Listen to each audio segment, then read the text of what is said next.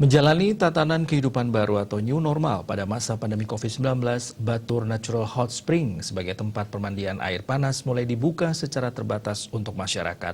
Pembukaan ini tetap mengacu pada protokol kesehatan COVID-19, di mana pengunjung yang dilayani hanya berjumlah 60-100 orang.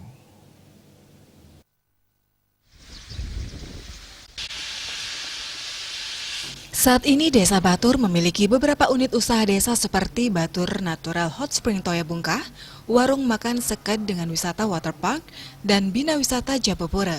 Batur Natural Hot Spring yang merupakan salah satu unit usaha milik Desa Adat Batur sudah berjalan sejak 12 tahun yang lalu. Namun karena adanya wabah COVID-19 ini, Batur Natural Hot Spring sempat tutup selama hampir 4 bulan. Menurut Dane Jero Gede Batur Duren, pembukaan terbatas Batur Natural Hot Spring ini diawali dengan persembahyangan yang bertujuan memohon keselamatan bagi para pengurus dan karyawan, serta keberlangsungan usaha desa di mana usaha desa ini sangat membantu dalam memberikan kontribusi kepada desa adat. Diharapkan masyarakat memaklumi kondisi ini dan berharap wabah COVID-19 bisa segera berakhir sehingga masyarakat bisa beraktivitas normal kembali. Karyawan dulu ini tengah sijang-sijang mangga sejarah ayo hajang kewentan jaga tikade mangken dan virus corona na pilih pun anda gelis sumnya saking jaga Bali. Deng keraman Bali terutama sareng sami kejadiannya sampun suwe sampun 4 bulan sampun tanda atas kok cuma reng dijadian reng kewentanan genah masih cia anu nas tambah iki ka direng Toya Bungkah pun iki. Sementara Direktur Utama Usaha Desa Adat Batur, W.N. Absir mengatakan, dalam operasional terbatas ini banyak hal yang harus ditata kembali, termasuk seperti dalam hal pelayanan di mana karyawan yang bertugas harus mengacu pada protokol kesehatan penanganan wabah COVID-19. Secara internal, karyawan yang melakukan pelayanan sudah dilatih dengan peralatan protokol COVID-19 seperti memakai masker, face shield, sarung tangan, dan jaga jarak pelayanan. Dalam operasional terbatas ini jumlah kunjungan akan dibatasi hanya 60-100 orang saja. Pengunjung juga diwajibkan memakai masker, tempat cuci tangan yang sudah disediakan dan menyebar di setiap tempat. Sebelum masuk, pengunjung akan dicatat identitasnya dan diukur suhu tubuh. Sedangkan unit usaha Desa Adat Batur yang lain seperti spa, adventure bersepeda belum dioperasionalkan, menunggu evaluasi lebih lanjut. W.N. Absir menambahkan selama perjalannya usaha Desa Adat ini tidak hanya untuk bisnis semata, namun juga berorientasi pada masalah sosial.